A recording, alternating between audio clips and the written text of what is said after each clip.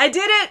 I finally did it! After dozens of you guys slid into my DMs requesting it, I finally took the plunge. I finally decided to read a book written by the woman, the myth, the legend, the sadomasochist herself, Miss Colleen Hoover. Hoover, I hardly know her. That was until last week when I opened up her book, It Ends With Us. Now, I know her. I know her a little too well, actually. Going into my first Colleen Hoover book, I had somewhat of an idea what to expect, but I wasn't entirely sure just what I'd be getting. I'd seen a wide range of reactions to this woman's work. Some readers found her books to be truly swoon-worthy, the most impactful, bodice-ripping harlequin romances of the 21st century. Others found her work to be offensive, misogynistic, and even apologetic to toxic men in abusive relationships. I know some of these words. There seemed to be a wide spectrum of love to hate when it came to the views on Miss Hoover. Spectrum. Hoover? I hardly know her. I'll probably call her Colleen for most of this video because I can't resist the urge to make that joke every single time. Today's video will be an in-depth review of Colleen Hoover's book, It Ends With Us. But don't worry, I have 3 more Colleen Hoover book reviews coming. This summer and fall, I also plan to review November 9, Verity, and Ugly Love. I even have this Madame Alexander doll that I got for $3 at a garage sale that I'm going to be restoring a little bit and turn into Dolleen Hoover. So stay tuned and let me know if you like these videos or you have any other recommendations of Colleen Hoover books that I should read in the comments below. Now, I want to handle a discussion of Colleen Hoover with some nuance. The reason being, I think there's somewhat of a cultural urge to create moral panic surrounding trashy forms of media that are coded to be traditionally feminine. It's as if people think girls and women need an extra layer of protection that boys and men don't need, and as a woman myself, I tend to find that more insulting than anything. Let me give a few examples. So most of us have probably seen the decades-long debate going on about Barbie. Is Barbie setting unrealistic beauty standards for girls? Is Barbie going to cause young girls to hate their bodies? Meanwhile, dolls marketed at boys have just as unrealistic of body proportions, if not more so. Is He-Man causing young boys to grow up to take steroids at the gym? Yes, definitely. That's never a discussion I ever even see happening, at least not anywhere near on the same level that it is with Barbie. What about Superman or other superhero toys? Their characters can literally fly.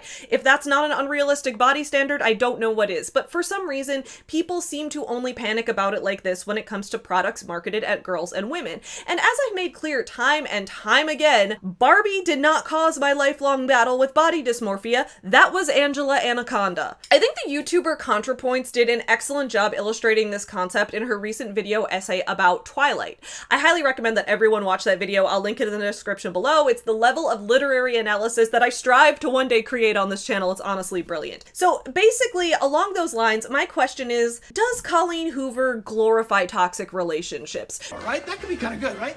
Does she normalize unhealthy dynamics? Or can we trust that the women who are reading Colleen Hoover's books have enough discernment between fantasy and reality that they can treat these books the way that society expects men to treat a Michael Bay movie? Because when I read Colleen Hoover, I've got to say, I find some enjoyment in it, but I don't find enjoyment in it in any way that connects to my real life. I enjoy them in the same way that I enjoy a movie like Hard Ticket to Hawaii, which is a low-budget 80s movie featuring 2 Playboy models having homoerotic hot tub scenes before ultimately having to fight a venomous snake that pops out of the toilet.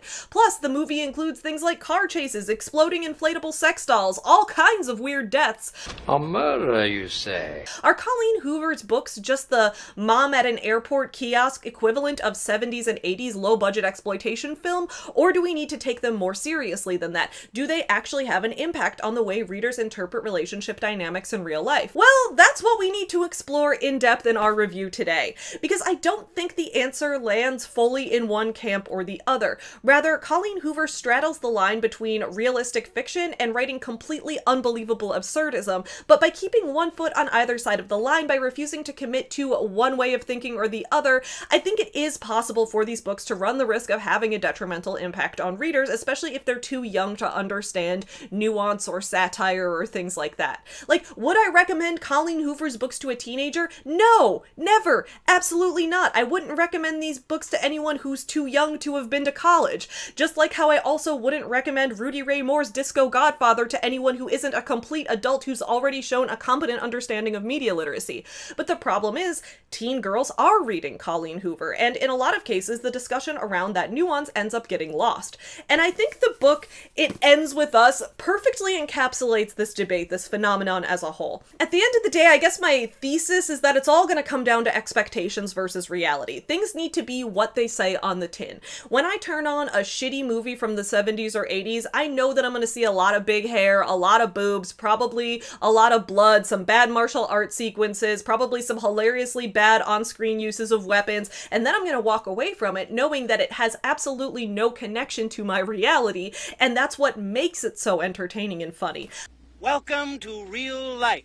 I'm going to feel the exact same thing when I personally read a Colleen Hoover book. But the issue is, her books aren't necessarily marketed in the same way towards their potential audiences. For example, as the amazing creator Rachel Oates pointed out in her review of It Ends With Us, which I'll also link below, highly recommend it, one of the main issues with this book is that all of the promotional material, the back cover copy, everything about it screams cheesy Hallmark rom-com. Nothing about it tells you you're about to enter a story about the horrors of abuse and violence, but with some Hallmark rom-com style scenes sprinkled in there just to completely confuse you about the tone. So that's all to say, whether or not I recommend this book is going to be a mixed bag, but either way, the enjoyment I got from reading Colleen Hoover is exactly the same enjoyment that I regularly get by consuming the works of Tommy Wiseau if we're going by writing quality, or Neil Breen if we're going by devotion to the craft of storytelling and consistent artistic vision. So either way, let's spend the next hour or so having a blast completely roasting the 2016 best-selling novel and soon-to-be 2024 blockbuster movie,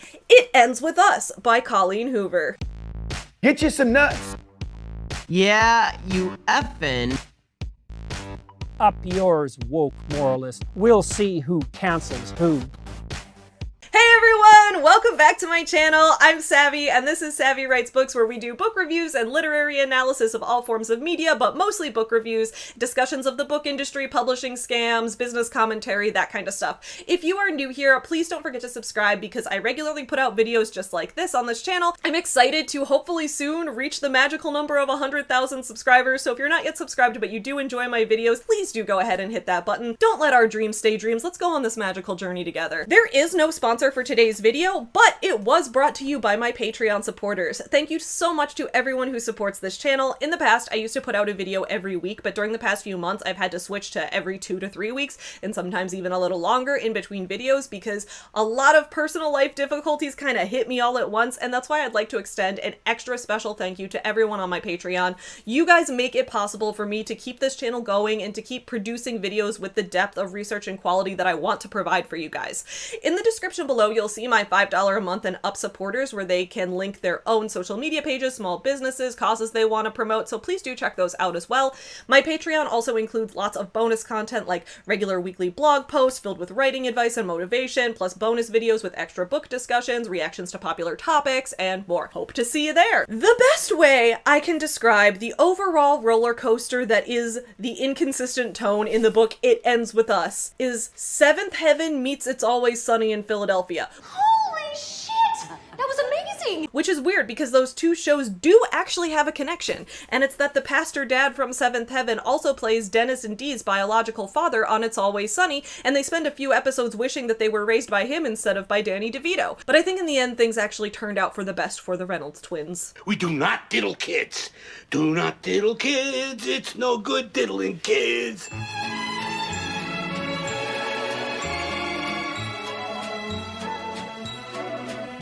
When I say that this book includes both of those tones, what I mean is this book is simultaneously trying to include hilarious, borderline satirical commentary making fun of awful people being awful, but also at the same time it's an extremely dramatic and grounded in reality story that deals with terrifying and violent themes and tries to create a sincere commentary on those in the kind of way that like your aunt who goes to church would approve of. Does that make sense? No, probably not. I hope it will soon enough. Going into this book, I was kind of mixed on what I should expect. Like, for example, the back cover copy makes it sound like a cheesy Hallmark rom-com. Ready for this? Lily hasn't always had it easy, but that's never stopped her from working hard for the life she wants. She's come a long way from the small town in Maine where she grew up. She graduated from college, moved to Boston, and started her own business. So when she feels a spark with a gorgeous neurosurgeon named Ryle Kincaid, everything in Lily's life suddenly seems almost too good to be true. Ryle is assertive, stubborn, maybe even a little arrogant. He's also sensitive, brilliant, and has a total soft spot for Lily,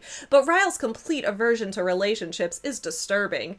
As questions about her new relationship overwhelm her, so do thoughts of Atlas Corrigan, her first love, and a link to the past she left behind. He was her kindred spirit, her protector. When Atlas suddenly reappears, everything Lily has built with Ryle is threatened. With this bold and deeply personal novel, Colleen Hoover delivers a heart-wrenching story that breaks exciting new ground for her as a writer. So I was like, alright, okay, we've got a love triangle that's kind of cliche, but okay, we've got some weird-ass names like Ryle and Atlas. I bet Ryle's gonna be someone who gets riled up really easily and has a temper, and Atlas is gonna be like her directional guide, the one who helps her find her way. And I was right about the names, it really was that obvious. But then, what else goes on? Well, small town girl owns a small business and falls in love with a rich guy, typical rom-com stuff. The new guy she likes prefers being friends with benefits to real relationships, but she likes it the opposite way. Sounds like a conflict where he'll have to overcome his commitment issues, or maybe seeing her ex come back into her life will make her new man realize how good he has it, so he's finally willing to commit to a relationship. So if that's what this book is supposed to be about, then why is the tagline at the top, sometimes the one who loves you is the one who hurts you the most? Serial killer? Because that took a wild turn. And then, after all of that, why does the dedication page in this book say, "For my father, who tried his very best not to be his worst, and for my mother, who made sure we never saw him at his worst"? Spoiler not spoiler, this book is actually filled to the brim with graphic scenes of SA and DV, so huge content warning right now before we get into the specifics of this book. This video will contain discussions of physical partner violence, which is not what this book said on the tin, okay? My video, I'm not going to go into any details or specifics, but we are going to be discussing those topics in as vague of a way as can get the idea across. There are pieces of how these themes were handled in this book that sort of worked in some places, but more often than not, this book was just making me go, what the fuck, what is happening? I guess that means I had the full Colleen Hoover experience. Quick side note, I normally avoid reading books with DV in them due to some past trauma I have, but Colleen did not do anything to warn me that this book would be about that specifically, so surprise! But I will say, the line, "For my mother, who made sure we never saw him at his worst," usually the kids do end up seeing the abuser at his worst, no matter how hard the partner tries to prevent that from happening. I understand maybe that wasn't Colleen's personal experience, but for me that really rang hollow, and then when we get to the end of this book, it's going to ring hollow even more, and we'll talk about why. So with all of that out of the way, let's go on a wild ride of one of the most unhinged books of all time. The book starts off like this. As I sit here with one foot on either side of the ledge, looking down from 12 stories above the streets of Boston, I can't help but think about suicide. Not my own. I like my life enough to want to see it through. I'm more focused on other people and how they ultimately come to the decision to just end their own lives. Do they ever regret it? In the moment after letting go and the second before they make impact, there has to be a little bit of remorse in that brief free fall. Do they look at the ground as it rushes toward them and think, well, crap, this was a bad idea? Somehow I think not. What? So from the beginning, we learn that our main character is a fucking idiot and is only going to get stupider as this book goes on. First of all, it has been well documented from many studies throughout the past few decades that people who attempt to end their lives often do have a moment of panic and regret before the impact. Like, many people who survive these attempts often report having a moment of clarity where their survival instincts kick in and they suddenly realize that they actually don't want to do this anymore. So when she says, "Somehow I think not," what is that even supposed to mean? Why do you think not? It never comes back again. We never learn. So then on page 1, we learn that our main character is from a town called Plethora, Maine. And she says the name Plethora, Maine so often that I really thought that was intentional. And as a result, here's what I thought was going to happen. Here's where I thought this book was going. I thought this entire novel was going to be building toward a punchline. I thought maybe the book would end with her ex-boyfriend from her hometown coming back into her life and they get back together and he would say, "Lily, I've loved you ever since the moment I first saw you in Plethora." And then Lily would reply, "Thanks, that means a lot." Like, I thought it would be that common joke that people do when someone goes, "Say plethora, plethora, thanks, that means a lot." I thought this entire book was going to take us through a million traumatic emotional roller coasters just to build to that punchline, and if it had, honestly, no joke, I would have rated it 5 stars for that alone, because that would have been the funniest bait and switch of all time. But instead of that being the bait and switch, instead it just becomes bait. No switch, just bait, as in fishing bait, because the last line of the book is actually about finding Nemo. We'll get there. So we learned that our main character's name is Lily Blossom Bloom.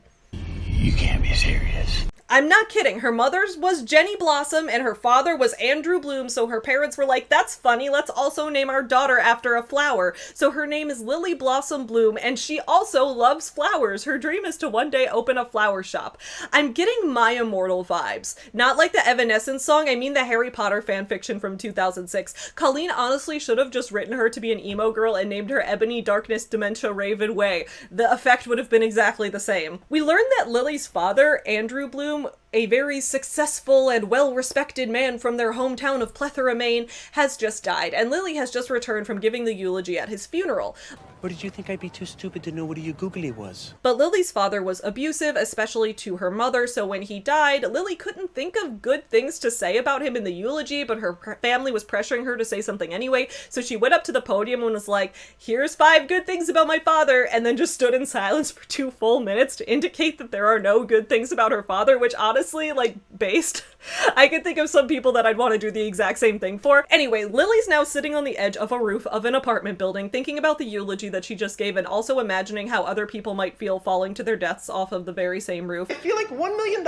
And then an angry man storms outside and starts violently kicking the patio chairs, but the chairs seem to take no damage. And on page 6, here's what Lily says about that. That chair must be made from marine-grade polymer. I once watched my father back over an outdoor patio table made of marine-grade polymer, and it practically laughed at him, dented his bumper, but didn't even put a scratch on the table.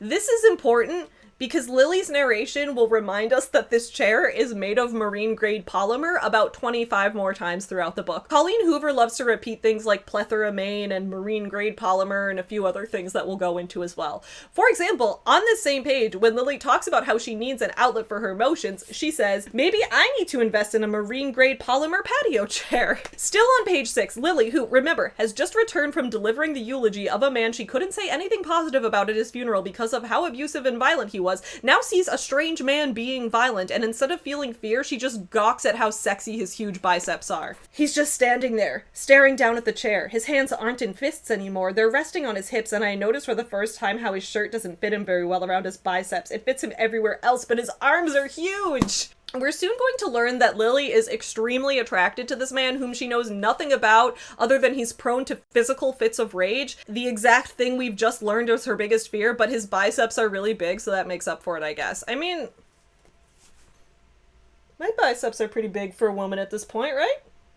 Can I get away with everything now? How much more do I have to bulk before I can finally get big bicep privilege? Here's a funny story. I'm wearing my Dragon Sound t-shirt for this review. I wore this t-shirt in one other book review that I made in one other video ever. Do you guys know which one it is? You want to guess?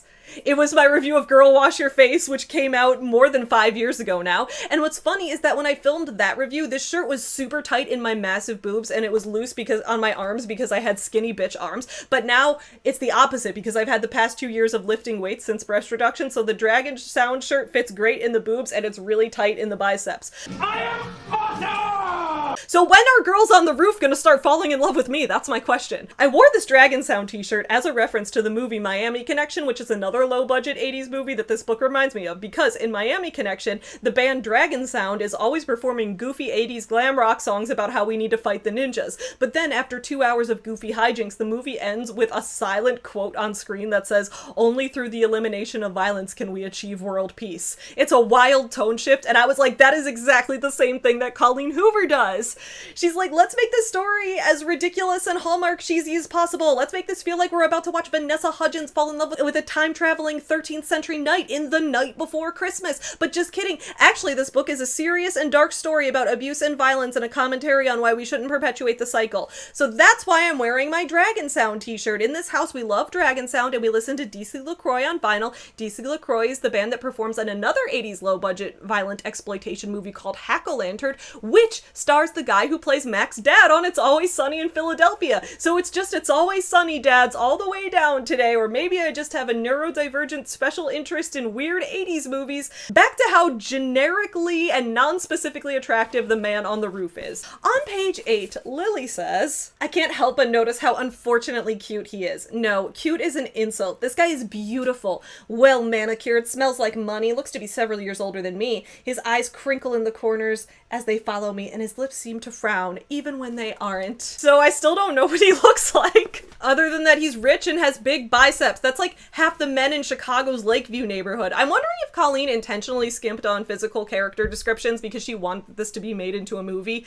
and thought directors might like having wider casting potential. I'm not sure, but it's weird how biceps are going to continue to be this man's one and only defining physical characteristic. Biceps good. On page 14, Lily and this guy start talking. We learn that his name is Ryle, spelled like Kyle, but with an R, because why not? She tells him that her name is unfortunately Lily Blossom Bloom, and we get this exchange. Unfortunately for me, I say, but what makes it even worse is that I absolutely love gardening. I love flowers, plants, growing things. It's my passion. It's always been my dream to open a florist shop, but I'm afraid if I did, people wouldn't think my desire was authentic. They would think I was trying to capitalize off of my name and that being a florist isn't really my dream job.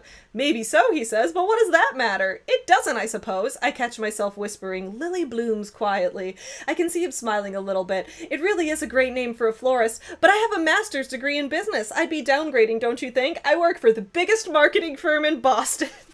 I love how ridiculous this is. This has like Neil Breen vibes in terms of the dialogue. The motivation here is really hilarious. She has the perfect name to open a flower shop and is also great at gardening and dreams of being a florist, but she's so scared of what other people might think. Specifically, she is scared that other people might think she's capitalizing off her name. We live in a very superficial society. That's hilarious. That's like, it's funny that that's the obstacle in her way right now. It's like, my name is Savvy.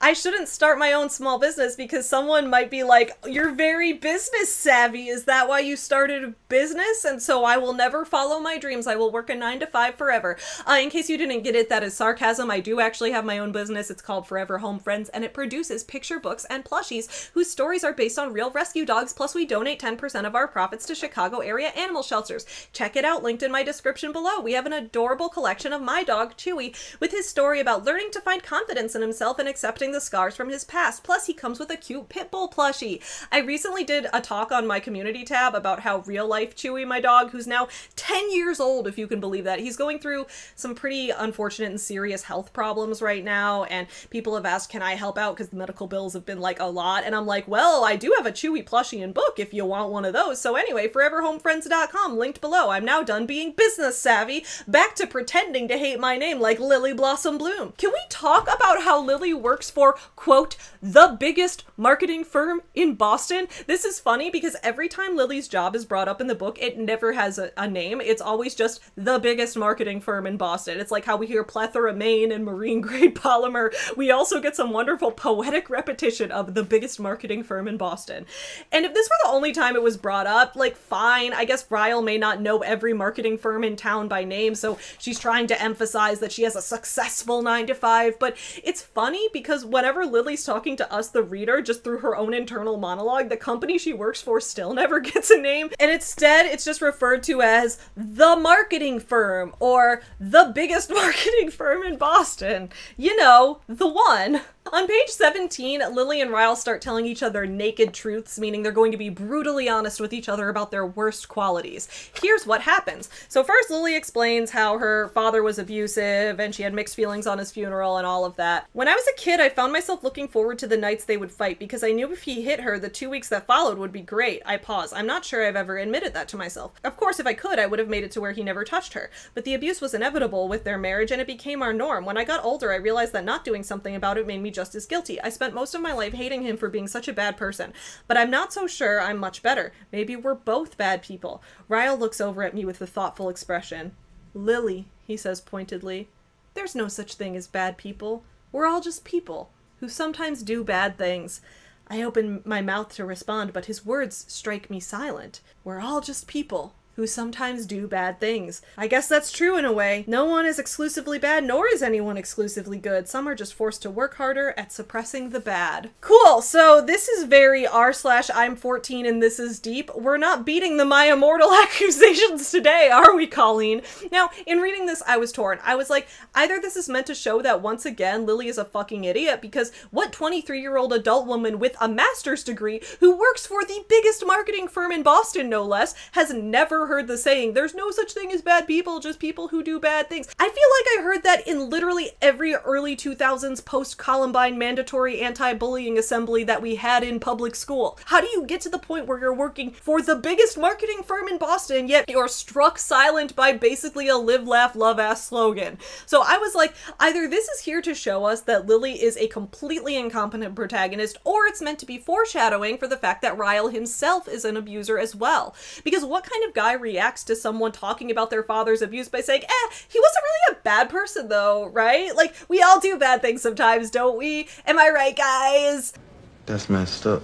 An abuser says that, that's who. So I figured, okay, this book is now showing us that Ryle has justifications for that kind of behavior in his mind already. Combine that with the fact that he won't stop inciting MMA fights with marine-grade polymer, and we've got a clear case of foreshadowing, which, to quote H. Bomber Guy, is a literary device. And I was right. This is, in fact, foreshadowing that Ryle is going to be an abusive partner. Spoiler alert. I shouldn't say spoiler alert for that, because I thought this was a pretty clear-cut case of character development through foreshadowing, but I guess this is where the importance of media literacy comes into play, which is why, again, if you know someone who's too young to read with nuance, do not let your teenager read Colleen Hoover, okay? I've heard so many stories of people talking about their niece or their little sister or whoever who read this book and thought Ryle being abusive was this shocking plot twist. No! It's being set up here that Lily, who can't understand how her mom could have missed all the red flags about her dad being abusive, now that she's in the situation herself, is going to understand how people justify and rationalize those red flags and end up ignoring them. Biceps good. It's a book about cycles of abuse. Once I knew this was going to be a domestic violence story, I was like, oh, it ends with us. It's going to be about Lily breaking the cycle of abuse. That's what ends with her.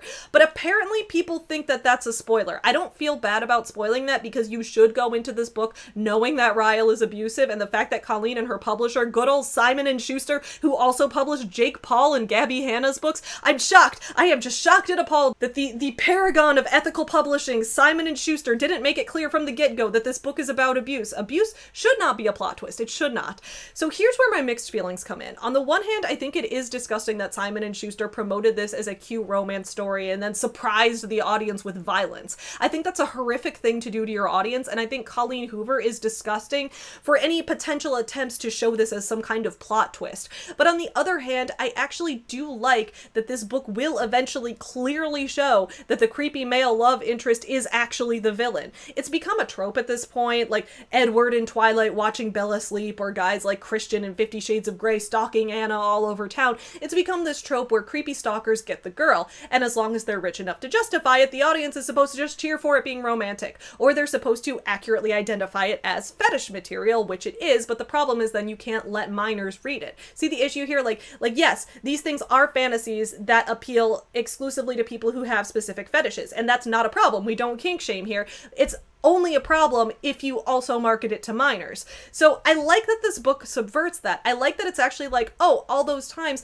that you thought maybe Ryle was being kind of creepy and pushing her boundaries, actually you're right, he was. He is the bad guy. I appreciate that this book addresses that, but also I think it's very, very poorly executed. In chapter 2, we learn that Lily used to keep a journal back in high school, but because she was worried that writing in journals was cringe, she instead pretended that she was writing fan mail to Ellen DeGeneres. Ellen DeGeneres. Swag. Ellen DeGeneres. Swag. But she never sent the letters, so really it was just a way to remain in denial about the fact that she enjoyed journaling. Too bad Lily's supposed to be roughly the same age I am, as in 23 years old in 2015, so 16 years old around 2008. Because if she'd been born just a decade later, she could have come of age in an era where journaling was an aesthetic. No one would find her cringe as long as she mixed print and cursive writing and used planner stickers and washi tape to color code her entries. So anyway, Lily starts reading back through her high school journals, and each include a letter to Ellen DeGeneres. I kind of liked these. On page 30, this is what we get. Dear Ellen, before I tell you what happened today, I have a really good idea for a new segment on your show. It's called Ellen at Home. I think lots of people would like to see you outside of work. I always wonder what you're like at your home when it's just you and Portia and the cameras aren't around. Maybe the producers can give her a camera and sometimes she could just sneak up on you and film you doing normal things like watching TV or cooking or gardening.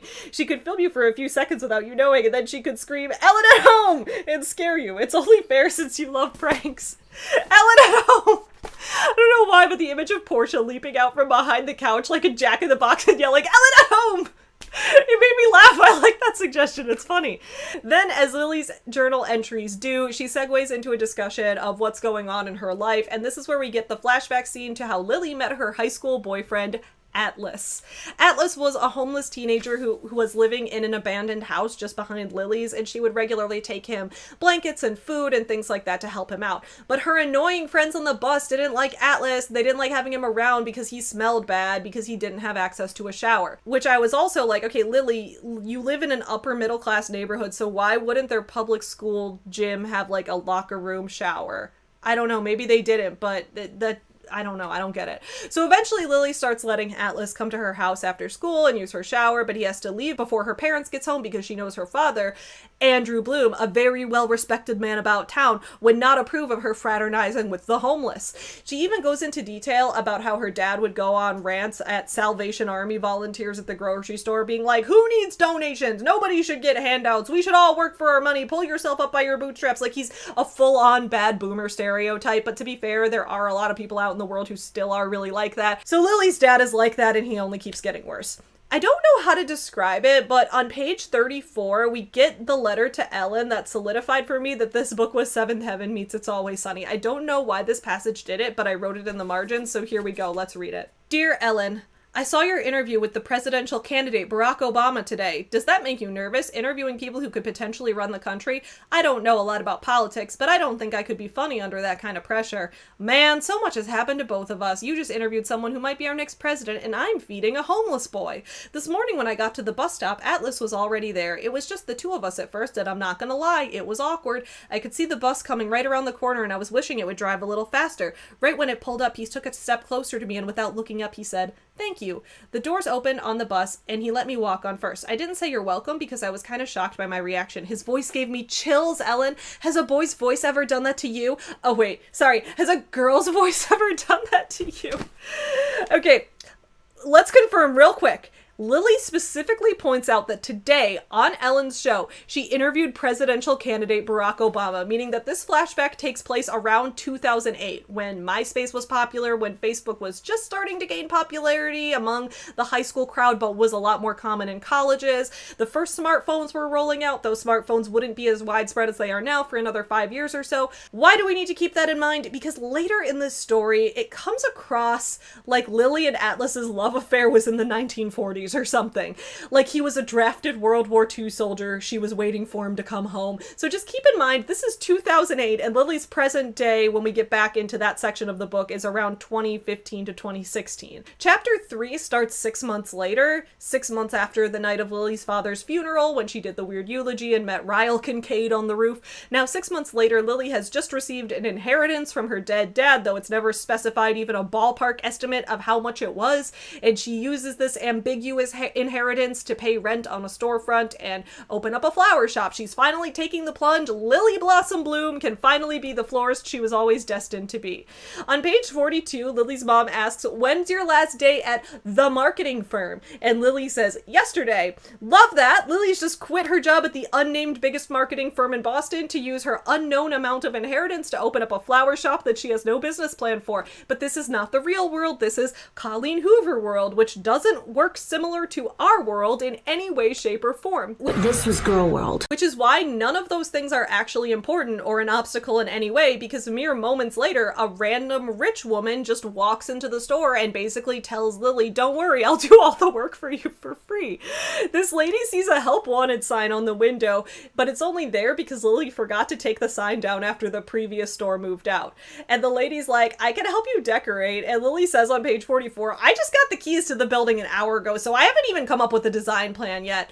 The word so is doing a lot of heavy lifting in that sentence. I'd use a word like but there instead. I just got the keys to the building an hour ago, but I haven't come up with a design plan yet. As in, an hour ago, I received the keys to this building after quitting my job with a stable income yesterday, but, however, yet I did not have the foresight to come up with a design plan for my store. I did not once even think of coming to the location a month or two in advance, taking measurements of the space, picking picking out potential color schemes or planning what my store would look like at all whatsoever. In Colleen's world, it's normal for people to invest in physical storefront locations without even having a design plan. This was girl world. In this economy, Colleen? Luckily though, Random Rich Lady has an answer for everything. We're still on page 44. I'm not gonna pretend I have a degree in design, but it's my absolute favorite thing. If you need any help, I do it for free. I tilt my head. You'd work for free? She nods. I don't really need a job. I just saw the sign and thought, what the heck? But I do get bored sometimes. I'd be happy to help you with whatever you need. Cleaning, decorating, picking out paint colors. I'm a Pinterest whore. Something behind me catches her eye and she points. I could take that broken door and make it magnificent. All this stuff, really. There's a use for almost everything, you know? I look around the room knowing full well I'm not going to be able to tackle this by myself. I probably can't even lift half this stuff alone. I'll eventually have to hire someone anyway. I'm not gonna let you work for free, but I could do $10 an hour if you're really serious. Soon, Lily learns that this woman is named Alyssa and she wants to start immediately, and later we learn that she never even cashes the checks Lily sends her, so Lily's main employee who does all the work, much more work than Lily does in this store, is not even a business expense. It's so easy to be a boss babe. Just be a boss babe like Lily. Why doesn't everyone do it? All you have to do is wait for your dad to die, assume you'll get an inheritance of some sort, rent a storefront, and wait patiently for an obscenely wealthy rando to walk in and run the business for you for free. It's so easy. On page 45, after Alyssa and Lily do all the work of organizing the store, Alyssa finally tries to get Lily to nail down her non-existent business plan. Okay, she says, leaning back in her chair. I want to laugh because her white capris are covered in dirt now, but she doesn't seem to care. Do you have a goal for this place? She asks, glancing around. I have one, I say. Succeed. She laughs. I have no doubt you'll succeed, but you do need a vision.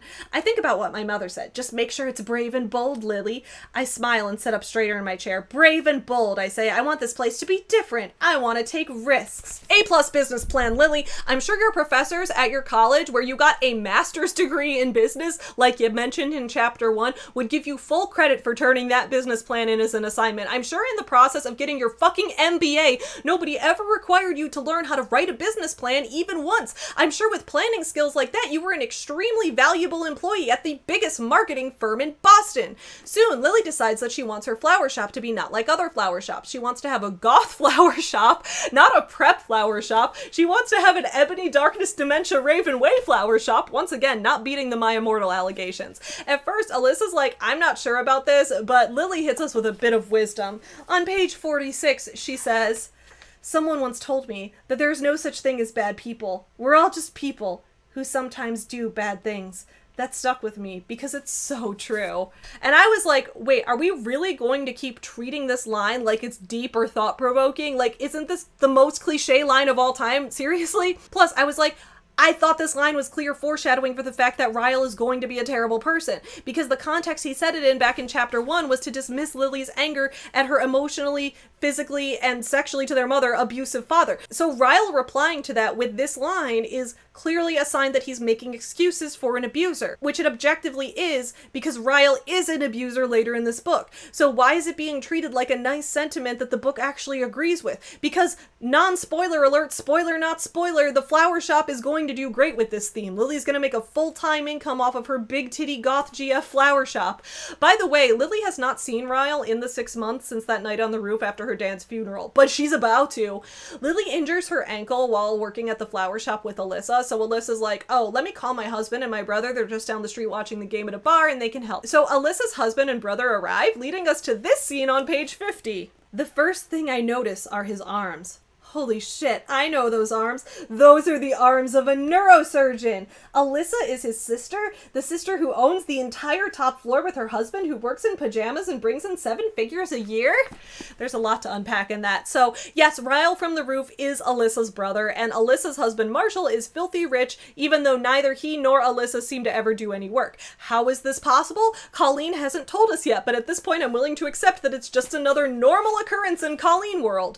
But the best line in all of this is, holy shit, I know those arms. Those are the arms of a neurosurgeon. See, Colleen didn't bother to give Ryle any notable physical characteristics other than huge biceps. As a result, we as the reader have nothing else to identify him by. Hence, those are the arms of a neurosurgeon, as if neurosurgeons have a typical arm type. You know, there's the dad bod, there's the hourglass figure, there's the neurosurgeon arms, all the normal stuff. On page 52, while Ryle is icing Lily's ankle, she tells him a naked truth. I've wanted to go back to your roof on more than one occasion since that night, but I was too scared you'd be there. You make me kind of nervous. Lily full on states to Ryle in no uncertain terms, I intentionally avoided you. You set off my fear alarms. And Ryle's response on page 53 is not to apologize for his behavior that night, making Lily uncomfortable by substituting a punching bag for a chair of marine grade polymer. Instead, his response is to stroke her foot, quote,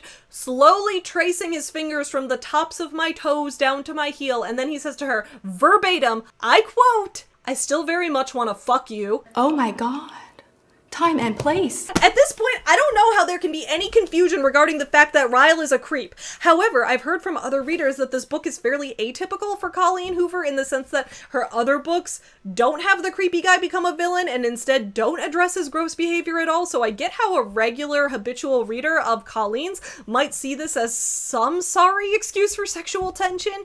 But to me, we hate Ryle, right? He's responded to a woman telling him to his face that he makes her uncomfortable by stroking her foot and propositioning sex. I would be getting a restraining order against Ryle, but again, because this book treats guys who are rich and have big biceps as if they can never be creepy, so Lily just ignores it. Even Alyssa is like, OMG, Lily, I'm so sorry, my brother's being gross. And Lily just replies like, it's okay, I'm glad he's at least honest and upfront about what he's thinking. I'd rather talk to a man who's sexually harassing me than a guy who puts on a fake persona. He may be a creep, but at least he's honest about it, right? In chapter 4, we get more of Lily's fan mail to Ellen DeGeneres, and we learn that every day after school she lets Atlas use her shower, and then after that the two of them watch the Ellen show together. And we also get a brief scene of Lily's father abusing her mother in a fight, and these scenes are going to get more graphic and worse as the story goes on. In chapter 5, Lily and Alyssa finally make a business plan, and Alyssa does all the work once again, and then they decide to open the flower shop in 54 days. So I guess Lily is just living off of her non-specific inheritance until then. And then on page 68, Ryle takes the creep behavior beyond the next level. He takes it a million steps past too far. So Lily hears a million knocks slamming at her apartment door, and when she opens the door, here's what happens. Jesus Christ, he says, dropping his head against my door frame. He's panting like he's been working out, and that's when I notice he doesn't look to be any more rested or clean than I am. He's got a couple days worth of stubble on his face, something I've never seen on him before, and his hair isn't styled like it usually is. It's a little erratic, like the look in his eye. Do you have any idea how many doors I've knocked on to find you? I shake my head because I don't. But now that he mentions it, how the hell does he know where I live? 29, he says. Then he holds up his hands and repeats the numbers with his fingers while he whispers, 29. I would also like to point out, she says he's panting like he's been working out. Ryle's biceps are so massive, and never once is it even mentioned that he's ever gone to the gym. Like, Ryle never goes to the gym once in this book. He's just like, he has neurosurgeon arms doing so much brain surgery. Keeps his arms nice and buff. Ryle knocked on every door in the building until Lily answered, because that's normal behavior. Now, Savvy, you might be asking, why did Ryle do this? The answer is fully unhinged, but at least it's brutally honest, right? Because according to this book, it's okay if Ryle is a creep and a stalker as long as he's honest about it. On page 69, nice, Ryle says, these next couple months are the most important months in my entire career. I have to be focused. I'm closing in on the end of my residency, and then I'll have to sit for my exams. He's pacing my living room, talking frantically with his hands. But for the past week, I haven't been able to get you out of my head. I don't know why. At work, at home, all I can think about is how crazy it feels when I'm near you, and I need you to make it stop, Lily. He stops pacing and faces me. Please, just make it stop. Just once. That's all it'll take, I swear. So again, this is fetish material. This is a porno, right? And in and of itself, that's not a problem. Put it in the erotica section where it belongs with the big dick werewolves and the monster fuckers and make customers show ID to buy it. But in the context of a book that's pretending to be tethered to reality, this behavior is beyond concerning. So Lily says no. She turns down Ryle's offer. But of course, Ryle went into the wrong field doing neurosurgery. He should have worked in sales in the biggest marketing firm in Boston because this man knows how to not take no for an answer. On page 70, he says, he nods and then makes like he's walking toward the door to leave. But as soon as he reaches me, he spins toward me and slaps his palms against the door on either side of my head. I gasp at both his proximity and his persistence. Please, he says. I shake my head, even though my body's starting to trade sides, and beg my mind to cave to him. I'm really good at it, Lily, he says with a grin. You'll barely even have to do any work. On page 71, Lily says no once again. She says good night, and she shows him the door, and how do we think Ryle responds? His head drops between his shoulders, and he shakes it back and forth. He pushes off the door and stands up. He half turns, heading for the hallway, but then suddenly drops to his knees in front of me. He wraps his arms around my waist. Please, Lily, he says through self-deprecating laughter. Please have sex with me. He's looking at me with puppy dog eyes and a pathetic, hopeful grin. I want you so, so bad, and I swear, once you have sex with me, you'll never hear from me again. I promise. There's something about a neurosurgeon literally on his knees begging for sex that does me in. That's pretty pathetic. Get up, I say, pushing his arms away from me. You're embarrassing yourself. He slowly stands up, dragging his hands on the door of either side of me until he has me caged between his arms. Is that a yes? His chest is barely touching mine, and I hate how good it feels to be wanted this much. I should be turned off by it, but I can hardly breathe when I look at him, especially when he has this suggestive smile on his face. I don't feel sexy right now, Ryle. I worked all day. I'm exhausted, and I smell like sweat and probably taste like dust. If you give me a little while to shower first, I might feel sexy enough to have sex with you. Okay, so once again, I'm confused. Is this fetish material that's playing off a fantasy of being so heavily desired that it completely breaks a man? Like, if that's what it is, okay, have fun, read that, jerk off to it, you do you. But is this book trying to do that, or is it foreshadowing Ryle's behavior, pushing past Lily's boundaries? Because as I mentioned later in the book, Ryle does show himself to be a full abuser who regularly hurts Lily and pushes past her boundaries, and the book in no uncertain terms shows him to be the villain. So is this meaning to show another red flag that she ignores, or is it supposed to be part of the sexual fantasy? This book is straddling the line regarding whether it wants to be taken seriously or not, and I think that's an issue. On page 72, the book continues to be full-on unbelievable fetish material. I make a quick glance around the room just to make sure nothing embarrassing will catch his eye. He takes a seat on my bed and I watch as he scans the room. I stand at the doorway to my bathroom to give him one last out. You say this will make it stop, but I'm warning you right now, Ryle, I'm like a drug. If you have sex with me tonight, it's only going to make things worse for you.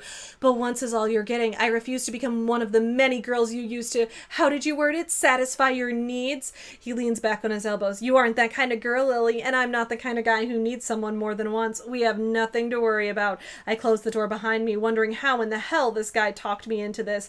It's the scrubs. The scrubs are my weakness. Again, as a suspended erotic fantasy, cool, that's fine. But as a book that wants to be taken seriously as a commentary on abuse, I can't understand what she's going for here. Anyway, Lily gets ready to have sex with Ryle, like shaving her legs and showering and all of that, which I don't even understand why she bothers, because he's clearly so desperate to pound right now, so I don't even know why she wants to impress this guy who clearly wants her regardless and she's been trying to push away. But anyway, she comes back out of the bathroom and Ryle has fallen asleep, which is hilarious, so they don't have sex. Good for them. I was genuinely happy about that. In chapter 6, we learned that Lily hasn't heard from Ryle for 53 days, and that number is significant because the countdown to the flower shop was 54 days, so whatever, that means today is the day the flower shop's opening. And of course, the first customer is Ryle. After successfully not stalking Lily for 53 days, Ryle is done with his residency and exams and he is ready to be back on his bullshit. He walks into the flower shop to buy a bouquet of, I bet you guys are never going to guess what he buys. He buys a bouquet of lilies and he writes a card that says, make it stop, and puts the address of where to send the flowers to. He puts the address of the flower shop where they're already currently at. Wow, he's so romantic. In chapter 7, it's time for Lily to go to Alyssa's birthday party at her big fancy apartment where she and her husband own the entire top floor of a building, which they pay for with their 7-figure salary that they earn by not working, but it's still not explained how they're so fucking rich. Chapter 7 is the place in this story where we get the one LGBT character in the entire novel. His name is Devin, and he's gay.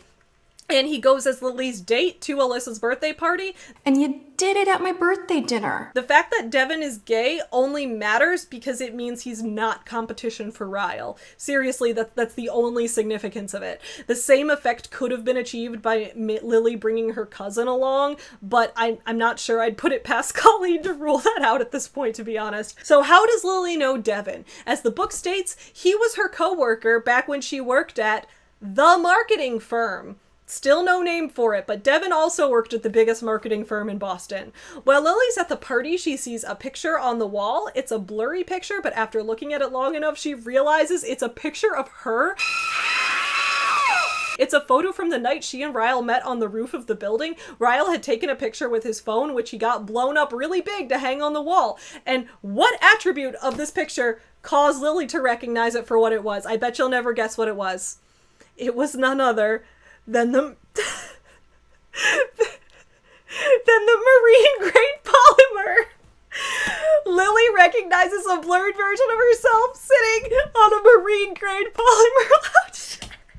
And then, for once in the entire book, Lily reacts in the way that a normal human woman would actually react in real life, as in, she panics. On page 87, it says, "The more I stare at the picture, the angrier I get. This man has a picture of me hanging in the apartment. He bought me flowers. He's giving me attitude because I brought a date to his sister's party. He's acting like there's something between us and we've never even kissed. It all hits me at once. The anger, the irritation, the half glass of champagne I had in the kitchen. I'm so mad. I can't even think straight. If the guy wants to have sex with me so bad, he shouldn't have fallen asleep. If he doesn't want me to swoon, he shouldn't buy me flowers. He shouldn't hang cryptic pictures of me where he lives." Then, and I genuinely can't believe I'm saying this is awful, Ryle basically assaults Lily at the party, and Lily's date, Gay Devin, watches it happen and cheers Ryle on. Okay, here's page 91, all right? He finally reaches a break in the crowd and makes eye contact with me again. He holds my gaze as he marches toward me. He doesn't slow down. Alyssa has to step out of his way as he walks straight up to me. At first, I think he might kiss me, or at least give me a rebuttal to everything I said to him upstairs. But instead, he does something I'm not at all prepared for. He scoops me up into his arms. "Ryle!" I yell, gripping him around the neck, afraid he might drop me. "Put me down!" He has an arm wrapped around under my legs and one under my back. "I need to borrow Lily for the night," he says to Devin. "That okay?" I look at Devin and shake my head wide-eyed. Devin just smirks and says, "Be my guest, traitor." And you did it at my birthday dinner. Lily says no multiple times, and then Ryle physically overpowers her. And while this is happening, the male date that Lily brought along to this party specifically for the purpose of protecting her against this kind of thing happening does nothing to help, because he just assumes that deep down Lily probably wants it anyway. Again, if this is your fetish, if you practice this with a consenting partner in a safe word, have fun. I'm not going to kink shame you. But if this book is meant to portray that, it should be sold in the erotica section to people who are of age. It should not be flipping between fetish material and a real story of abuse. Because if we're to take this story in the context of it being a book that wants to be taken seriously, Ryle is already an abuser. Later in the book, when Ryle physically hurts Lily and reminds her of her abusive dad, that's when Lily finally recognizes it as abuse. But it's not new behavior. He's already been doing this type of thing and showing it right here in this scene. So once they're in Ryle's bedroom, he's like, "Oh my god, Lily, you're so special and not like other girls. I've never wanted a relationship with anyone before. All I've ever wanted my whole life was sex, but for some reason you and you alone are making me rethink my entire life trajectory, and I want you so bad that I'm willing to have a relationship with you because I'd do anything to be with you." Again, fetish material. Fine, it's fantasies that some people have. Enjoy it. But again, in the context of this being an emotional story, I'm very confused by what happens next. By the way, I did forget to mention this earlier. Here's how we know that this book does want to be taken seriously as an actually, like, emotionally complex story, not just a donation to the spank bank. It's because of the blurb on the back. It ends with "Us is a brave and heartbreaking novel that digs its claws into you and doesn't let go. No one delivers an emotional read like Colleen Hoover." And the author who gave that blurb was none other than Anna Todd. That's right, Anna Todd, the author who wrote After, the infamous Wattpad self-insert fanfiction about having sex with Harry Styles from One Direction, which got so popular it was turned into a movie. So Lily, after already having her boundaries pushed and lack of consent ignored, tells Ryle that the only way she'll date him is if he proves himself to her by not having sex with her tonight. And then they go to sleep. And I guess this means the book is trying to show that Ryle does respect Lily's consent, but he also doesn't and didn't throughout this scene, so I'm lost. Then on the next page, page 95, Lily wakes up in the morning and she puts on one of Ryle's t-shirts and she says this: "I pulled on one of Ryle's shirts. It falls past my knees and I wonder if he has to buy shirts that are too big for him just so they'll fit his arms." Because remember, biceps are his one physical defining characteristic. On page 96, we finally learn how Alyssa and Marshall got so rich, and the answer is that Marshall developed, quote, a few apps a couple years back and sold them. So in addition to keeping this book away from impressionable teenage girls, I also think, maybe even more so, that you should keep it away from impressionable 20-year-old boys in business fraternities, because they may get the wrong idea and think that in the year of our Lord 2024, you can still make millions of dollars off of selling shitty apps. It's not the young women we need to worry about this book being a bad influence on, it's the college boys. Do you know how many guys think they can do exactly what Marshall just did? This book is setting unrealistic, unattainable app development standards for our young men. Chapter 8 is full of more letters to Ellen DeGeneres from 2008. I guess Ellen DeGeneres is the other gay character in this book. We have gay Devin who never shows up again, and we have Ellen DeGeneres. I am so glad I read this book right before Pride Month. It really put me in the spirit. Anyway, in the letters to Ellen, Lily explains how she's falling in love with Atlas. She's still letting him use her shower before her parents get home. She's watching Ellen with him in the afternoons.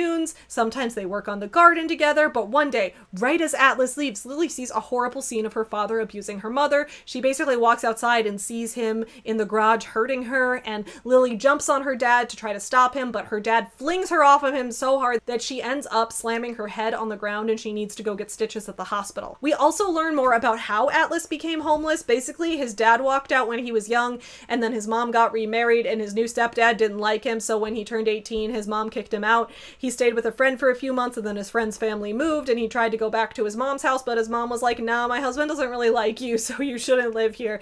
So now Atlas's plan is to wait until he graduates high school and then join the Marines. Lily has also started letting him sleep on her bedroom floor every night, as long as he sneaks out before her parents wake up. In chapter 9, we're back to present day, and Lily finally has sex with Ryle. Apparently it's amazing. They both have earth-shattering orgasms. Good for them. In chapter 10, we learn the real reason that Alyssa works for Lily for free. It's not just that she's bored, it's also that it's her outlet for dealing with her infertility. On page 125, we get this. "Alyssa, why do you work here?" "Because," she says, looking down at her feet, "I can't get pregnant. We've been trying for 2 years, but nothing has worked. I was tired of sitting at home crying all the time, so I decided I should find something to keep my mind busy." I thought this plot was going to lead somewhere, like, since there's been such a discussion of homelessness in this book and the way that kids might end up becoming homeless. I thought maybe these plots would come together by having Alyssa and Marshall later choose to adopt a homeless teen, or maybe they'd become foster parents for young kids who are facing homelessness or something like that. You know, help break the cycles. It ends with us, as the title says, but no. None of that happens. Instead, in a few chapters, Alyssa just gets pregnant. Her infertility solves itself off screen. It's never explained how or why. She just randomly gets pregnant, and then we forget that that was even a conflict in the book at all. Then Lily's mom wants to take her out to dinner, and Ryle wants to come with. He's ready to commit to the meeting the parents boyfriend stage, which really means he's done a complete 180 in terms of his I don't do relationships thing, and that problem is completely dropped from the plot as well. Ryle is no longer allergic to commitment. Lily changed him solely by existing as the main character. While they're at the restaurant, guess who Lily sees working there? That's right, it's Atlas! Lily's high school boyfriend she used to watch Ellen DeGeneres with every day after school. Atlas has finished his 8 years in the Marines, and now he's super buff and has big biceps too, which means he's officially a contender for ending up with the main character. Lily never wants to go to this restaurant again because she's worried that Ryle will run into Atlas and it's going to be too much drama. And then in the next chapter, chapter 11, Lily is back to reading over her old letters to Ellen DeGeneres. Ellen DeGeneres. And we get this on page 138. "Dear Ellen, just keep swimming. Recognize that quote, Ellen? It's what Dory says to Marlin in Finding Nemo. Just keep swimming, swimming, swimming. I'm not a huge fan of cartoons, but I'll give you props for that one. I like cartoons that can make you laugh, but also make you feel something. After today, I think that's my favorite cartoon because I've been feeling like drowning lately, and sometimes people need a reminder that they need to just keep swimming." Never forget, Lily, marketing major, master's degree in business, worked for the biggest marketing firm in Boston, not only finds sayings like "there's no bad people, just people who do bad things" to be groundbreaking bits of philosophy, but also phrases like "just keep swimming." Lily somehow managed to grow up without a single motivational poster in even one of her classroom walls, which, considering she's a millennial, that is pretty fucking impressive. So then Lily tells Ellen how, in addition to watching the Ellen show after school, Lily and Atlas now also watch Finding Nemo together. They're just the biggest Ellen fans of all time. Then in another letter to Ellen, Lily talks about how Atlas taught her how to bake cookies because he's amazing at cooking and baking, so I guess that's meant to show that in the future he's gonna work in a restaurant. Then in the next letter to Ellen, Lily recalls a scene where she walks in on her dad SAing her mom. She recounts it in graphic detail, which I am not gonna read here, but Colleen If you want to include a graphic scene of the R word happening in your book, I mean, you're allowed to do it. There's free speech. We have freedom of the press in this world. Nobody's going to stop you. All I, as a reader, am humbly requesting is that readers know going into the book that it's going to include that. Nobody likes to be surprised with that. Come on, Colleen. Come on, Colleen. If you write violent scenes, give us warning. Well, come on, Colleen! Anyway, that's when we learn that Atlas is leaving town, and he's like, Lily, one day in the future, I will find you. And I'm like, did we forget this is a letter to Ellen DeGeneres? Swag. Where Lily previously referenced her Ellen interviewing Obama. This is 2008. Colleen, this is not 1945. Why didn't Lily just give Atlas her cell phone number? I don't get it. Like, back in 2008, I did not have texting. And I can imagine Atlas probably isn't paying a phone bill when he's struggling to even find a shower. But there is no way Lily doesn't have a cell phone in 2008 with upper middle class parents. And even if she didn't have a phone, what I don't get is why Lily didn't just look up Atlas on social media a couple years later when social media took off. Why is this being treated like they were forced apart and could never see each other again unless the stars were to perfectly align? In chapter 12, Lily is working at her flower shop. Not kidding, what she's doing is gluing gears onto flower vases to make them steampunk. Just glue some gears on it and call it steampunk. That's the trendy fashion nowadays. Then after the shop closes for the day, she and Alyssa go out with Ryle and Marshall, and Marshall's like, let's all get beers. But guess what? Alyssa announces that she actually can't have a beer because she's pregnant. The infertility plot is magically resolved without ever being brought up again before now. We also learn how Ryle and Marshall have been best friends all their lives, and how Alyssa, as Ryle's sister, ended up dating Marshall in high school, and it caused drama. And then in talking about their past, they also reveal that they used to have another brother. Ryle and Alyssa had an older brother named Emerson, but he died when they were just kids. In the next chapter, Lily and Ryle are having sex again. When they finish, Lily starts asking him questions about his dead brother. Here's what it says on page 179. I can tell by his voice that it's not something he wants to talk about right now. Instead of pressing it further, I lift my head and scoot forward, pressing my mouth to his. I should know better. Kisses can't seem to stop at just kisses when it comes to me and Ryle. In a matter of minutes, he's inside of me again, but this time, it's everything the other time wasn't. This time, we make love. What is the difference between having sex and making love? Well, sex is something that animals do. Sex is just raw carnal pleasure, but making love, that's emotional. That's what you do when your girlfriend turns you on by talking about your dead brother, because that's what gets everyone going, right? Thinking about their dead relatives. Oh yeah! Chapter 14 includes another strange aphrodisiac. This time it's craniopagus separation. On page 181, we learn that Ryle's next assignment as a neurosurgeon is to perform a craniopagus separation, and he is so excited about it, like he is horny about it. He says, craniopagus separation, conjoined twins, he says. He points to a spot on the top of his head and taps it, attached right here. We've been studying them since they were born. It's a very rare surgery. Very rare. For the first time, I think I'm genuinely turned on. Okay, we now know that Lily is turned on by discussions of dead relatives and discussions of brain surgery. She's not like other girls. On page 183, Lily's mom calls her while she and Ryle are getting ready to have sex for the millionth time, and here's how it's written. What are you doing tonight? My mother asks. I have her on speakerphone. Ryle is leaning against a wall watching me talk to her. Not much. Helping Ryle study. That sounds not very interesting, she says. Ryle winks at me. It's actually very interesting, I say to her. I help him study a lot, mostly reviewing fine motor control of the hands. In fact, we'll probably be up all night studying. Ew! Who talks to their mom that way? I help him study a lot. We review fine motor control of the hands. That's like not even a double entendre. There's no subtlety there. That's so obvious. Your mom knew exactly what you were saying. That's disgusting, but also it's funny. It's really funny. Later in this chapter, we get the first moment of Ryle officially, I put that in quotes, officially becoming physically abusive with Lily, but I would argue he already has been multiple times previously in this book. There's a scene where he pushes her and then he apologizes and promises to never do it again, and Lily starts rationalizing it because Ryle is so nice and accommodating to her afterwards, and she's like, no, he's not like that.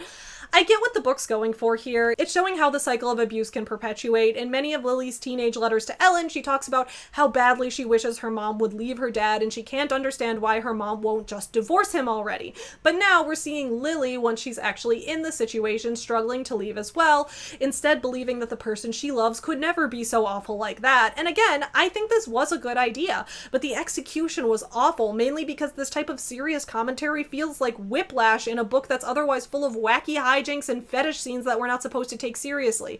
I do think it's fair to have there be a tonal shift in terms of like the couples having fun and laughing, and now all of a sudden there's abuse, because that can also be a commentary on the ways that we don't always recognize it and how fast things can change. But my problem is not the way the characters interact, it's the way the book itself simultaneously wants to not be taken seriously and be taken as like just a fetish, but then at the same time it does want to be taken seriously, and like it doesn't know what it wants to be as a book.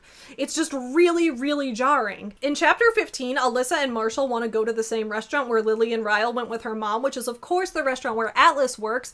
Lily tries to change the restaurant plans because she doesn't want to risk Ryle running into Atlas, but everyone's already committed to going. While at the restaurant, Lily learns that Atlas isn't just a waiter there. No, he's actually the owner and the head chef, and sometimes he does waiter duties as well because he does every role. Atlas is a fantastic business owner who knows the value of hard work, unlike Lily, who opened a flower shop with no plan and managed to succeed by the pure luck of Alyssa walking in and offering free labor. While at the restaurant, Atlas sees that Lily is showing some bruising from when Ryle hit her. And because Atlas knows about Lily's past with her parents and her father's abuse, he instantly recognizes what's going on, even when Lily denies it. When Lily goes to the bathroom, Atlas confronts her and is basically like, you need to leave him, I know what's going on, and Lily denies it. She's like, it's not what you think, all of that kind of thing.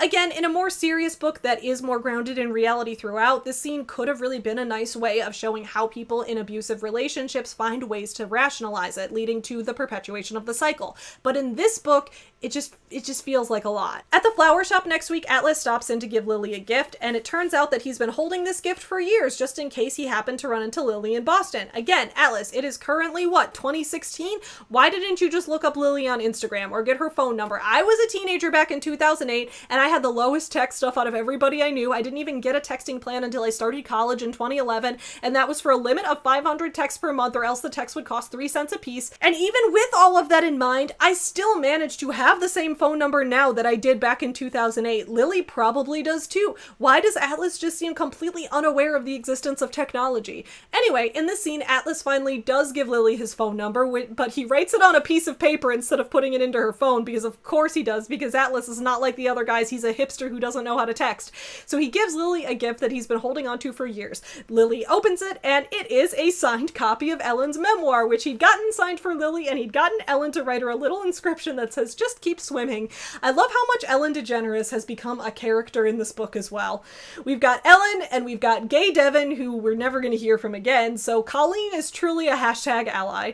The next chapter is more of just Lily reading over her old fan letters to Ellen. We get a flashback to Lily's 16th birthday when Atlas came over to celebrate with her, but her dad caught them together and decided to go feral on Atlas. Like, he beat the dude within an inch of his life. It's honestly like terrifying to read.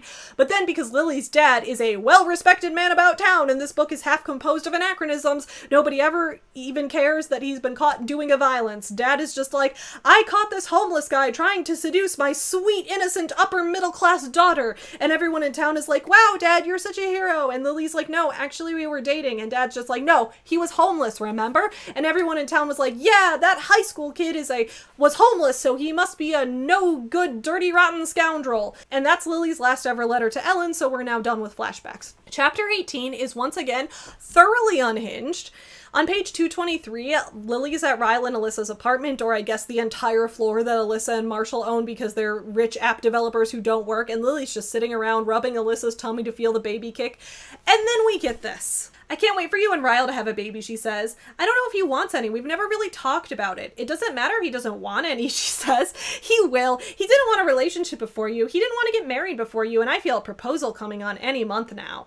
We've barely been together 6 months. Pretty sure he wants to wait a lot longer than that. I don't push things with Ryle when it comes to speeding things up in our relationship. Our lives are perfect how they are. We're too busy for a wedding anyway, so I don't mind if he wants to wait a lot longer. What about you, Alyssa presses? Would you say yes if he proposed? So first of all, you guys know I hate the mindset of, oh, you don't want kids, you'll change your mind. At the beginning of the book, Ryle basically told her straight up, I don't want kids. I know for a fact I never want kids. And his sister's just like, oh, he will one day. Like, Alyssa, how do you know that? Now, I can fully acknowledge that this is a believable interaction. As someone who's in my 30s and has no kids, I've had plenty of people tell me I'll change my mind eventually. What's odd is that this book isn't just portraying that line of thought, it's supporting it. And we know that because, spoiler not spoiler, Ryle's gonna change his mind in like 10 minutes. Anyway, Lily says that of course she'd say yes if Ryle proposed, which I don't understand because so far I've never gotten the vibe that Lily's actually in love with Ryle.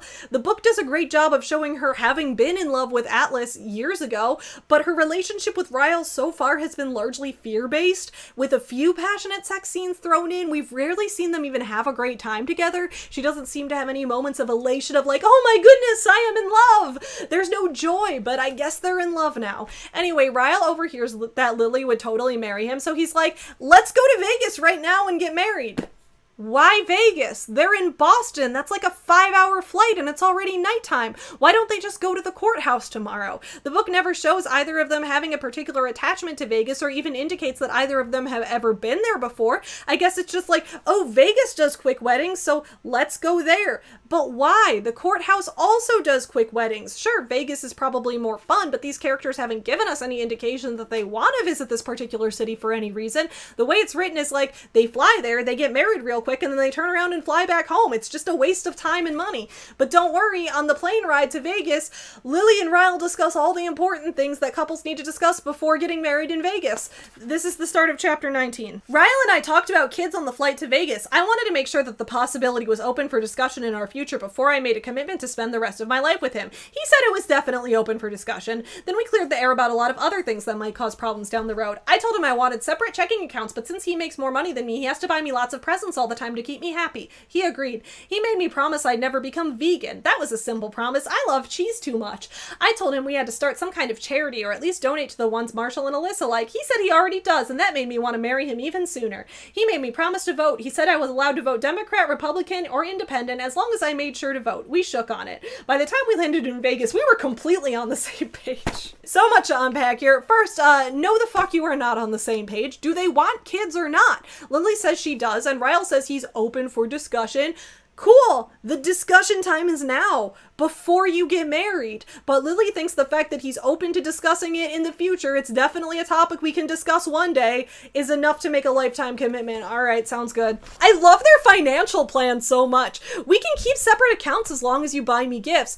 Alright, cool, sounds good. So who pays what percentage of the mortgage? Where are you going to live? Will you put a percentage of each of your incomes into a joint account and then maintain separate accounts as well? Or will everything be separate? If everything is separate, then how do you decide who pays for groceries or electricity or internet bills? I love how this book is so into donate to charity as a concept. Lily is obsessed with donating to charity as the ultimate mark of someone being a good person throughout this book. Like, it doesn't even matter what the charity does or how much money goes directly to funding for the cause versus the CEO's take-home pay, etc. No, as long as it is a charity, as long as it classifies itself as a 501c3 on tax documents, Lily is there for it. So having kids in the future, that's open for discussion in the theoretical realm. Ryle will buy Lily lots of things. Lily will vote and it doesn't matter who she votes for, and Ryle will donate to a charity, but it doesn't matter which one.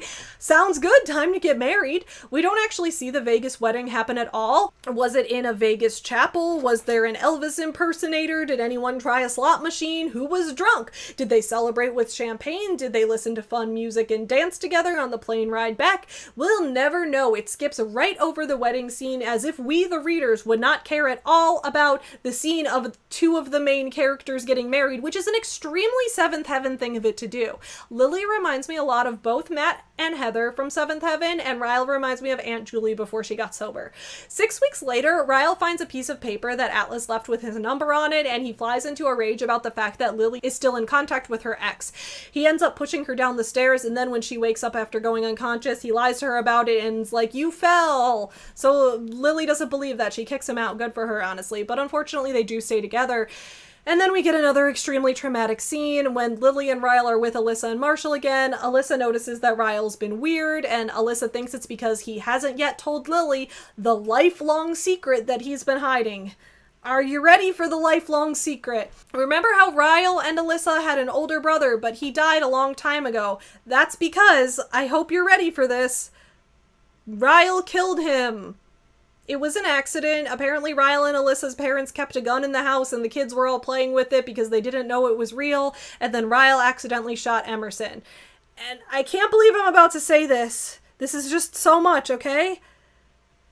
But we learned that this is what made Ryle want to become a neurosurgeon. On page 240, he says, Ryle's face contorts in pain and he lowers his head, covering it with his hands, shaking it back and forth.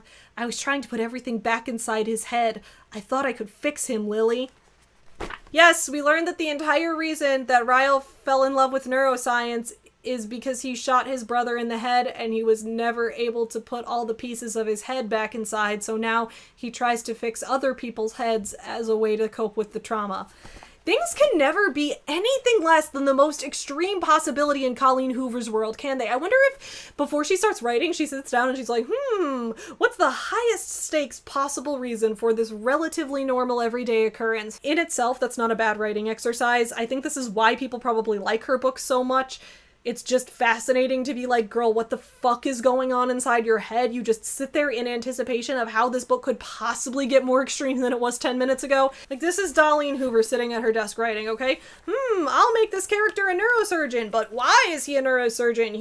Is it just because he's really interested in the human brain? No, that's too overdone. Oh, maybe when he was a kid he had brain cancer and he wants to pay it forward. No, that's not extreme enough. Maybe he's following in his dead father's footsteps. No, that's not enough. Oh, what if he wants to fix people's heads because he was never able to fix his older brother's head, leading to his death? Oh, that is perfect, Colleen, sweetheart. You've done it again. Perfect. No notes. Except, what if he was the cause of his brother's death too? Oh, Colleen, sweetie, you've outdone yourself again. And then on page 243, Lily's like, oh, you don't need to...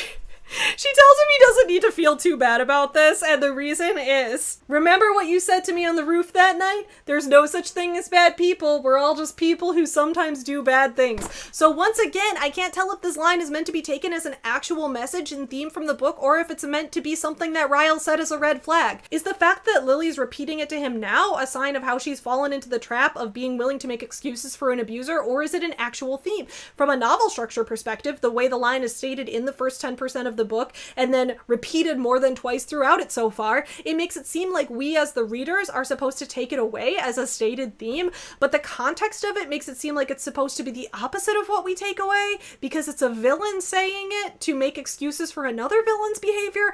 I don't know, I'm just lost.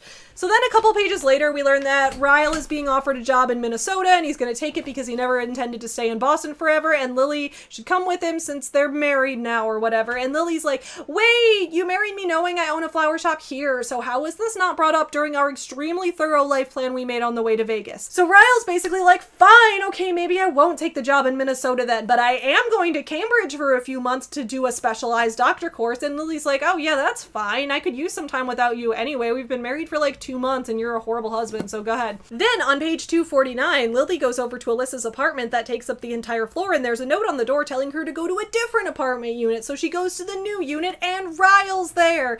And Lily's like, you have a separate apartment? Have you had a separate secret life from me the whole time? Why didn't you tell me? And here's what happens. I haven't really had a chance to tell you about this apartment considering I just signed the paperwork this morning. I take a step back. Wait, what? He reaches for my hand and pulls me inside the apartment. Welcome home, Lily. Ew, he bought an apartment without talking to his wife about it. He was just like, here's where we'll live. And Lily's like, maybe I should be upset that he didn't talk to me about it first. But on the other hand, this apartment is awesome and so much better than my old apartment, so I'll take it. In the next chapter, Alyssa has the baby and she names the baby Riley, like Ryle with an E sound on the end, because that won't be confusing for the readers at all to have a Ryle and a Riley. Now will it? Chapter 23 I'm going to summarize very quickly because it's It's one of the most horrifying chapters in the book. Basically, Ryle is about to have sex with Lily once again, and while they're getting in the mood, he suddenly starts saying all these things that indicate he's still jealous of Atlas and is still paranoid about Lily being in contact with him. Earlier, he'd found Lily's book of letters to Ellen, and he'd read them, and he realized how incredibly in love Lily used to be with Atlas, so now he's really angry. So Lily tries to get him to stop doing, like, physical sexual things to her while they have this discussion, but Ryle keeps going, and she keeps trying to get him to stop, and he essays her. It's a really horrifying scene that, once again, would have been nice to have any kind of warning going into this book that I'd have to read a graphic scene like that. Thanks, Colleen. Come on, Colleen.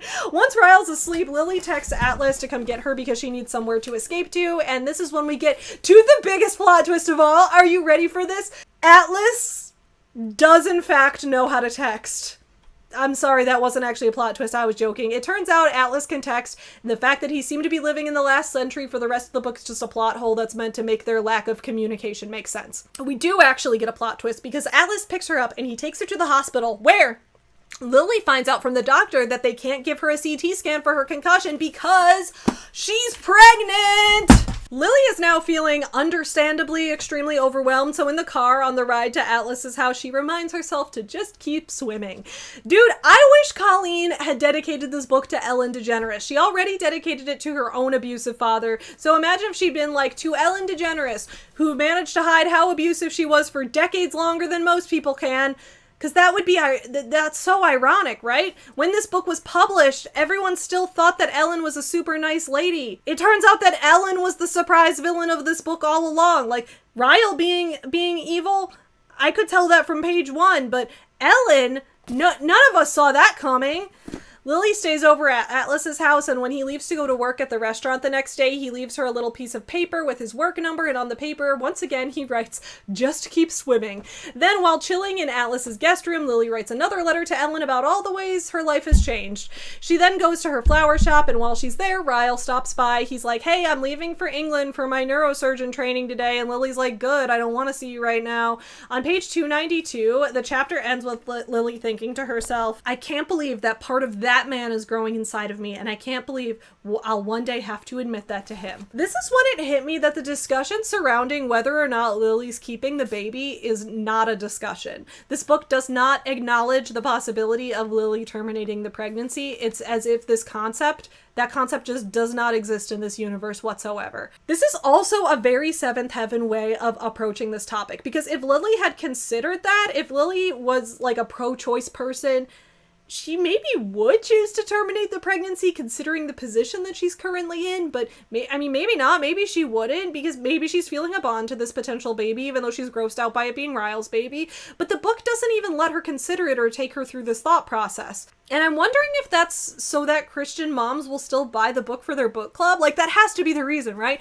Because it makes absolutely no sense that she wouldn't even think about it or consider the possibility. Because, like, oh, if Lily's a character who's okay with ending pregnancies, then Christian mom book clubs might suddenly find her impossible to sympathize with, so the book wouldn't sell as well. Is that what's going on here? Because the book already has drinking, some smoking weed, some premarital sex, actually lots of premarital sex, and the worship of the lesbian Ellen DeGeneres, so I figured those things alone would already alienate that crowd, but at the same time, I think for that demographic of people, terminating a pregnancy is on an entirely different level of bad than everything else is, so maybe not? I don't know. Just let me know what you think about that in the comments below. It was really weird to me. While Lily's staying at Atlas's house, his poker buddies come over for their usual Friday night poker game. And I think you guys are ready now. I think we're all ready. I think everyone needed the entire backstory of everything I said in this video so far, of knowing just how unhinged of a roller coaster this book is, to finally be prepared to hear the dialogue exchange between Lily and the poker buddies. You are not prepared for this. Whatever you're thinking, I guarantee this is weirder than that, okay? You ready? We're on page 296 to 297. "What happened to your head?" Darren asks as he takes a seat. He asks it so casually, like it doesn't even cross his mind that it might be a sensitive subject. I don't know why I have an urge to give him the naked truth. Maybe I just want to see how someone react when they find out what my own husband did to me. My husband happened. We got into a fight 2 nights ago and he headbutted me. Atlas took me to the emergency room. They gave me 6 stitches and told me I was pregnant. Now I'm hiding out here until I figure out what to do. Poor Darren is frozen, halfway between standing and sitting. He has no idea how to respond to that. Based on the look on his face, I'm convinced he thinks I'm crazy. Brad pulls out his chair and takes a seat, pointing at me. You should get some Rodon and Fields. The amp roller works wonders for scarring.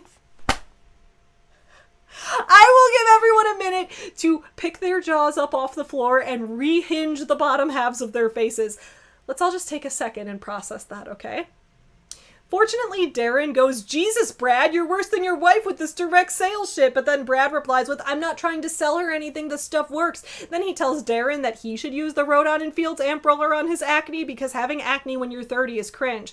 I have more acne at 31 years old than I ever did as a teenager, but okay. It's also never made clear whether this is a joke or not. Like, was Brad trying to lighten the mood, or was he actually trying to sincerely go, hey, hun, I heard your husband beat you, but that's okay because my MLM product will clear up the scarring. Like, was it meant to be funny? I genuinely can't tell.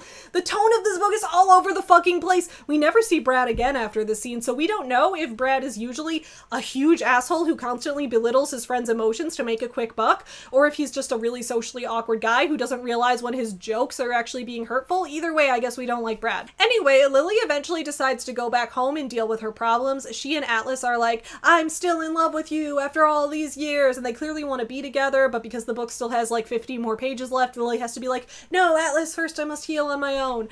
On page 315, Lily goes to visit Alyssa, and she finally tells her all about the abuse she suffered due to this woman's horrible brother. And Alyssa's actually really supportive. Ryle finds out about the pregnancy soon after, and he really wants to be involved in the baby's life, despite him explicitly not wanting kids when they first met, and then a couple months ago having said, you know, kids are a potential possibility, it's open for discussion. Now he's suddenly all about being a dad. A good chunk of the rest of the book is Lily trying to decide whether she'll get back with Ryle or divorce him. Lily's excuse for dragging this out over 50 plus pages is that she isn't sure if she really wants Ryle gone or if it's just the pregnancy hormones. On page 346, Lily tells Ryle, I would never keep you from your child. And I was like, why? Ryle is a dangerous man. Lily earlier in this book expressed that she wished her mother would move out and take her and keep her from her own dad. Lily knows that the child will not benefit from having a monster like Ryle in their life, so why isn't she going for sole custody? On page 347, she says, if I had to make a choice today, I'd probably choose divorce. But in all honesty, I don't know if I would be making that choice because I'm overloaded with pregnancy hormones or because it's actually what I really want. I don't think it would be fair to either of us if I made that decision before the birth of this baby. Why are the pregnancy hormones such a consideration here? Lily was already sus about Ryle long before she was pregnant. On page 352, she tells us, I'm still trying to focus on one monumental thing at a time, and until this baby is born and my hormones are back to normal, I refuse to make a decision about my marriage. I'm sure I'm just using the pregnancy as an excuse to stall the inevitable, but being pregnant allows a person to be a little selfish. Colleen really wants to hammer home that pregnant women cannot make decisions. In the next chapter, Lily has the baby, Ryle's there in the delivery room with her, and they decide to name the baby Emerson after Ryle's older brother who died. The baby's a girl, so they call her Emmy. And then Lily, while in the hospital bed holding her baby, finally tells Ryle, I want a divorce. She was like, I need to wait until after I have the baby to decide, like 30 seconds after having the baby should be enough, that should suffice. We're getting divorced. Either way, she made the right call. Once Ryle's out of the room, Lily tells her new baby, it ends with us, meaning that Lily is not going to raise her baby with an abusive husband, but she did just agree to let Ryle have a co-parenting relationship with her and never indicated she'd fight for full custody. So it doesn't really seem to be ending with them because Lily is allowing her baby to be raised by an abuser, so I'm still not really on board. In my personal life experience, I have found that life for the child also massively improves once the abuser is gone, even if the abuse is primarily aimed at the romantic partner and not the child.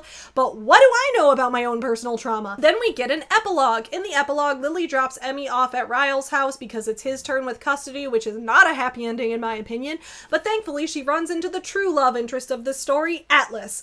And here's what she says. I forgot to tell you Emerson's middle name. I put my hands on my hips and exhale. It's Dory. We can't escape Ellen even in the epilogue. And then Lily decides to ask Atlas a bunch of questions, just like the one she asked Ryle on the plane ride to Vegas. I guess she didn't learn anything from that. Do you donate to charity? Atlas laughs with confusion. Several. Why? Do you want kids someday? He nods. Of course I do. Do you think you'll ever want to leave Boston? He shakes his head. No, everything's better here, remember? His answer gives me the reassurance I need. I smile up at him. Okay, I'm ready. And then they kiss. When their kiss is done, Atlas delivers the final line of the story. It's time for the final moment, the moment where Atlas goes, I've loved you since we met in Plethora. And Lily would go, thanks, that means a lot. But we don't get that.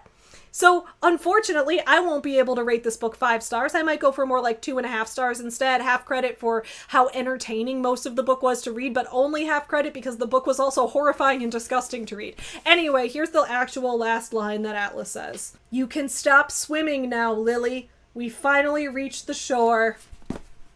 The end! And then in the acknowledgements on page 376, Colleen says, to Lindy, thank you for the life lessons and the examples of what it is to be a selfless human. And thank you for one of the most profound quotes that will stick with me forever. There is no such thing as bad people. We are all just people who do bad things. I'm grateful my baby sister has you for a mother. Baby sister has her for a mother.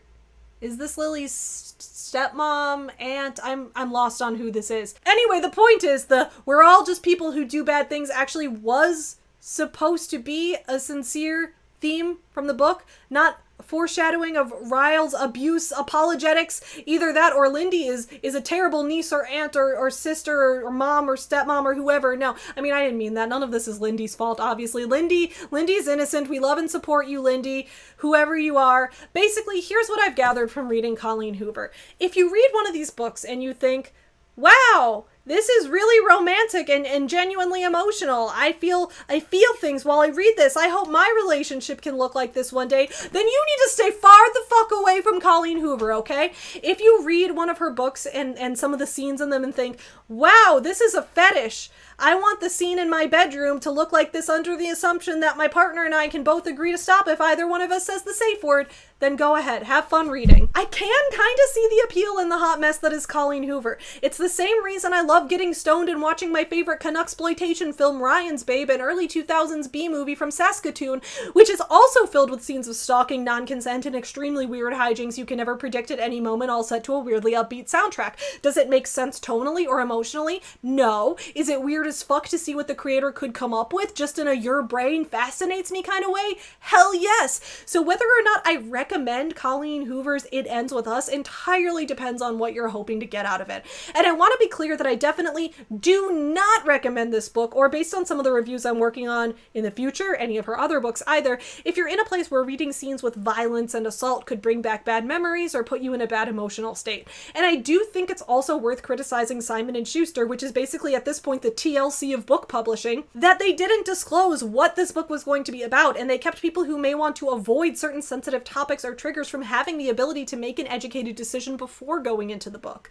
I enjoy bad B-movies with gory violence and gratuitous nudity because I know that's what I'm getting into. And I think I probably only enjoyed Colleen Hoover because I already knew she had a reputation for being extremely unhinged. So once again, I sort of knew the kind of thing I'd be consuming. But for anyone who doesn't have that warning, this book can be shocking to say the least and potentially traumatizing as well. So I do place blame on Colleen and on Simon & Schuster for failing to disclose the severity of the content of this book ahead of time, and I think it's beyond unethical to use things like SA and DV as a plot twist. So as it goes, my feelings are mixed. Will I read more Colleen Hoover books? Hell motherfucking yes! I have 3 more Colleen Hoover book reviews in the works for this channel. And of course, don't forget my garage sale doll, Darlene Hoover, that I will hope to use in skits in future videos. So that's to say, I like Colleen Hoover in the same way that I like Tommy Wiseau. Half ironically, half sincerely.